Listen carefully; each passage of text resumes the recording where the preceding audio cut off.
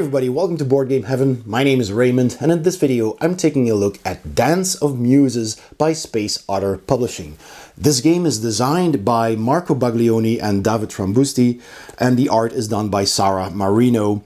And this is a game for 2 to 4 players. It's an abstract strategy, plays in about half an hour for ages 14 and up. Now this is a prototype, so this is not the final version of the game that you will be seeing in my video. And before I start explaining how to play and share my thoughts on it, I'd like to ask you to please hit that subscribe button if you haven't subscribed already. And also please check out my Patreon page by clicking the link in the description below. By becoming a supporter of my channel, you will get early access to all of my videos, access to Patreon exclusive videos, and your name in the credits as a supporter. And you can also save up for physical rewards. And with that out of the way, let's get started. First, shuffle the 9 muses and distribute them randomly in equal numbers to each player. In a 2-player game, each player will have 4 muses. In a 3-player game, each player will have 3 muses. And in a 4-player game, each player will have 2 muses. In a 2- and 4-player game, there will be 1 muse left over, which is placed face down on the table in a 2-player game or face up in a 4-player game. Each player chooses dice of one color and takes a number of dice equal to the number of muses they have in hand. In a 4-player game, you play 2 versus 2 players. A team of players share the same dice, and they sit opposite from each other at the table. In 2- or 4-player games, you place 1 die of the unchosen color on the mysterious muse on the side with the value 1. Every player rolls a die, and the player with the highest value becomes the first player and places their first muse on the table chosen from their hand. After playing a muse, you put 1 of your dice on that muse with the value 1. Players take turns placing 1 of their muses on the table, plus 1 of their dice at value 1, until all muses are on the table. Muses placed after the first one must always be positioned adjacent orthogonally or diagonally to a muse already in play. 1 and only 1 of each player's muses, not necessarily the first one, must be played face down. This will be the masked muse. A masked muse is never uncovered until the very end of a hand. Once all 9 muses are placed, the dance can begin. The game is played in 3 hands, and each hand has a number of rounds in which each player takes their turns. A turn is divided into 2 actions: the dance step, which is mandatory, and an optional muse ability. During the mandatory dance step, a player must make any muse in play move 1 space horizontally or vertically. After taking that move, all muses must continue to be adjacent and in a single group. In this 2-player example, Calliope could move to the left or up on the grid 1 space, but she could not move to the right or down because that would disconnect her from the rest of the group. Likewise, Erato could not move up because that would disconnect Calliope from the group. And the same goes for the masked muse if Erato were to move down. She could also not move to the right because that would disconnect these 3 muses from the rest of the group. It is possible to make a dance move with 2 or more muses simultaneously, as long as they are aligned horizontally or vertically. This movement is called a group move. The muses involved will be pushed by the muse actually performing the dance step. A group move can also not result in disconnected muses, which means that in this example, Erato could also not move to the left, pushing Polyhymnia to the left as well, because that would leave Calliope and the masked muse on the right disconnected from the group.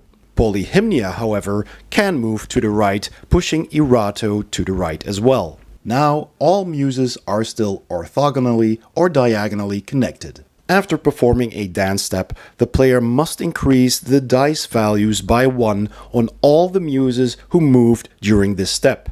Before or after a dance step by an unmasked muse, you may optionally use the ability of the muse that performed the action and apply it to one of the muses that may be within the relevant area of effect.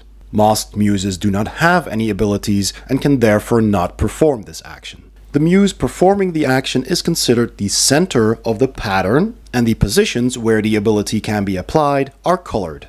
In case of a group move, the muse that moved and pushed the others is the muse that uses the ability, not the muses that were pushed. In this case, the player who moved Polyhymnia is going to use her ability to increase the value of the die on Thalia. Note that it is never possible to apply the ability of a muse who is unable to perform her dance step. The muse's abilities come in three types.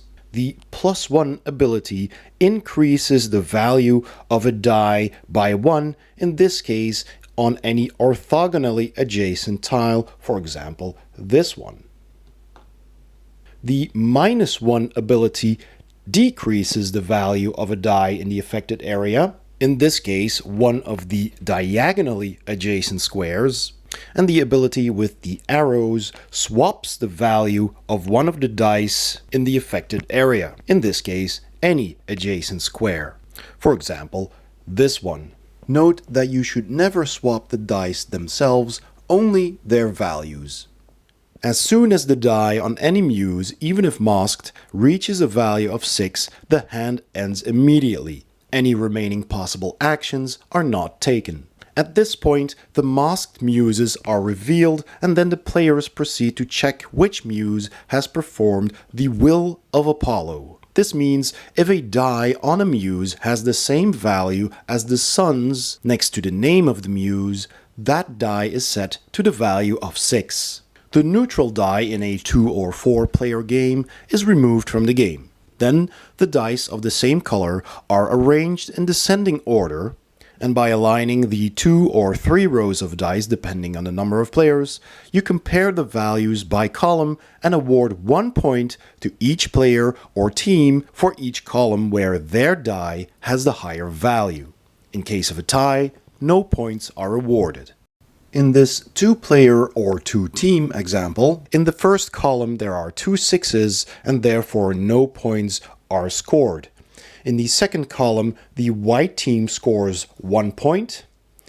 In the third and fourth column, the black team both have the highest value and thus score 2 points. In a 3-player game, every player would only have 3 dice, and this is a scoring example.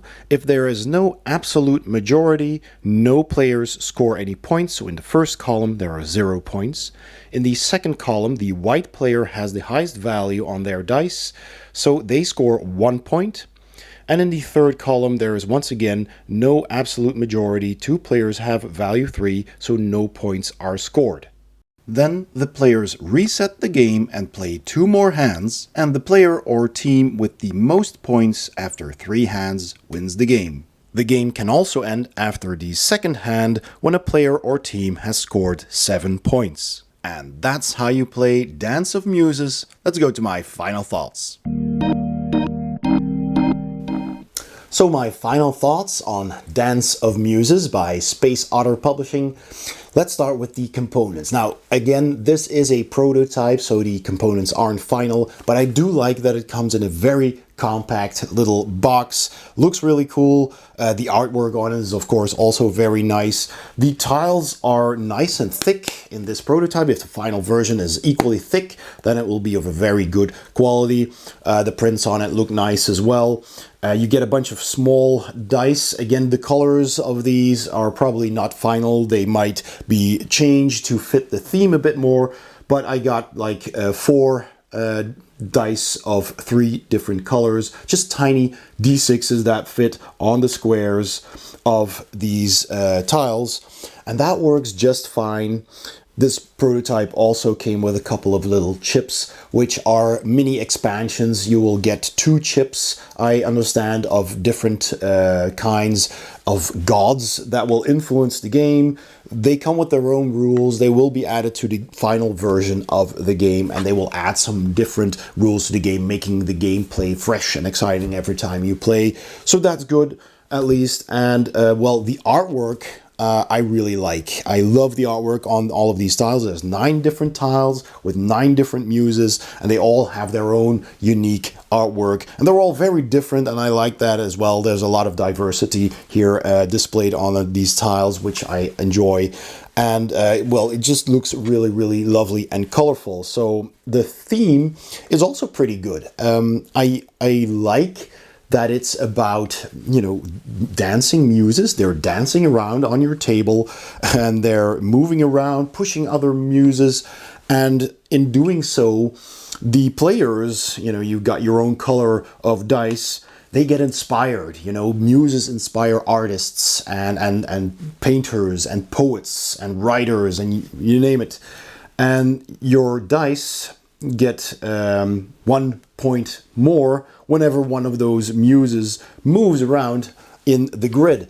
So that's pretty cool. It's a pretty nice theme. It's also quite unique. It's different from other themes that you're, you know, used to seeing. And even though it's an abstract strategy in its core, I feel that this theme does work really nicely for this game. So that's well done. Now, the gameplay is, of course, the most important thing here. Like I said, it's an abstract strategy. You've got tiles that do different things, and you're moving them around, and you need to keep all of the muses connected. You can't make separate groups, so you have to think about which tiles am I going to move, and you can move any tile you want, not just those with your dice on it. You can move any tile, and all the tiles that get moved by pushing other tiles, all of the moved tiles get a +1, so you have to be careful which tiles you're going to move. And there's also the factor that some of the tiles will be face down, so you'll have these masked muses. And in a 2 and a 4 player game, well, in a 4 player game, there will be one unknown muse. In a 2 player game, one of them will be face up. But that will have a unused colored dice. And, well, that plays as well, because that muse also has an ability, unless it's, of course, masked, then you don't know what that is. But if it's one of yours, if one of your tiles, there is always going to be one of your tiles that is masked, you need to remember how many stars it has and try to match the points on it with the number, or suns they are, I suppose. Well, stars are suns. So you just try to match the number of pips with that number of stars. And if you manage to do that, that number will be turned into a 6, giving you possibly more points. So that's a bit of memory going on there, and manipulating those tiles to have them at the correct number. And I also like that sometimes you just want to push or move another person's muse, because it can be very helpful. They can have an ability like this one with swapping the values that will help you and not them. So if this was an opponent's die, then I could use that ability either before or after sliding it around. And of course, careful, if there's a 5 and you move it first, that'll turn into a 6 and end the hand. But if you do it before moving, you could swap this 5 with a value, a lower value, a 1 or a 2, that's surrounding this muse, that might be your dice. So you put this one back to 1 and you put yours to 5 or whatever it was, thus giving you a higher value. And then you still need to move this, because the movement is mandatory. You always need to move either before or after taking that muse action, which is optional. So I like that there's a lot of things to think about. There's only 9 tiles, but they all have different abilities, and yeah, it's a lot of fun thinking about which ones am I going to move. Am I going to use the ability first or move first? You know, vice versa. And you're always counting the numbers. You're always going, okay, so let's see.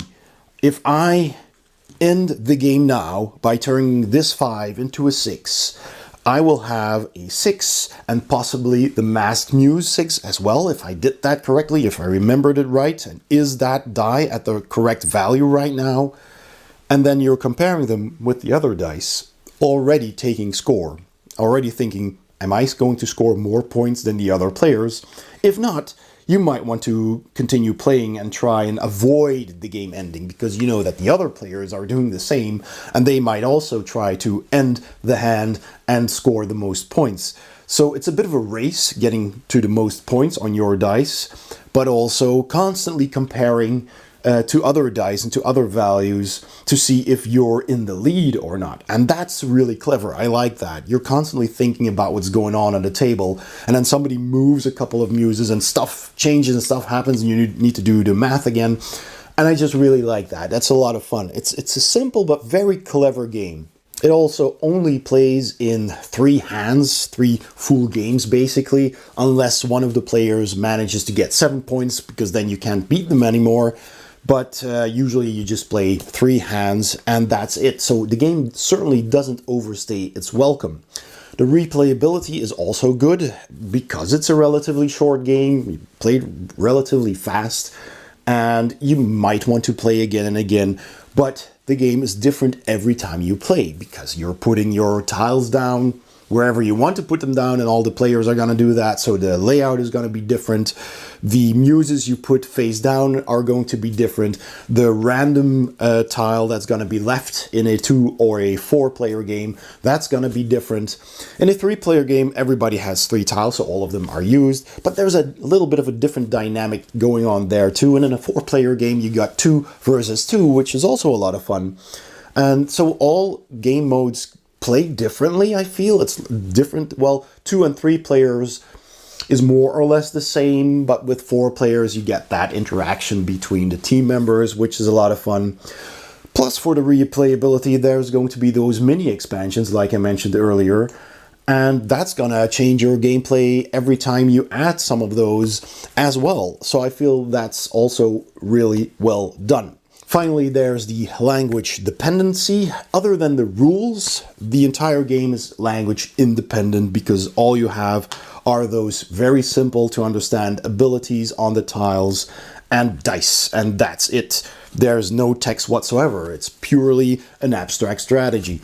So thumbs up for that as well. So all in all, a very enjoyable, quick, fun, simple to learn, but very tactical little game. I really hope it funds on Kickstarter. I'll put a link in the description below so you can go and check that out. It's being kickstarted by Space Otter. So go and check that out. I hope you enjoyed this video. If you did, please give it a thumbs up. Don't forget to subscribe if you haven't already, and please also check out my Patreon page by clicking the link in the description below or the icon at the end of this video. Thank you so much for watching, and I'll see you next time on Boardgame Heaven.